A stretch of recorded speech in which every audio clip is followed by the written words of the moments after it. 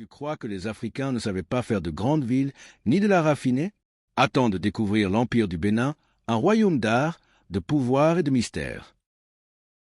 Le royaume du Bénin est né autour du XIe siècle dans la région du sud-ouest du Nigeria actuel. Son cœur, la ville de Bénin, aussi appelée Edo. Ce royaume va briller pendant plus de 800 ans. Dirigé par un roi sacré appelé l'Obéa, l'Empire du Bénin possède une armée, des lois strictes et une immense capitale entourée de murs de terre.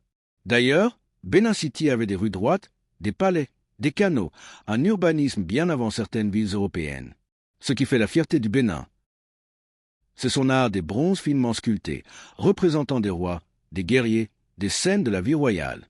Ces œuvres ont impressionné les Européens dès le XVe siècle.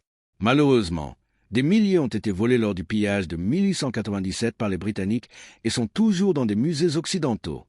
Mais attention, ces œuvres ne sont pas juste jolies, elles racontent toute l'histoire du royaume. Dès le XVe siècle, les Portugais arrivent sur la côte. L'Empire du Bénin échange avec de l'ivoire, du poivre, de l'huile et malheureusement aussi des esclaves. Malgré ça, le royaume garde longtemps son indépendance, jusqu'à l'arrivée des Britanniques qui veulent imposer leur domination.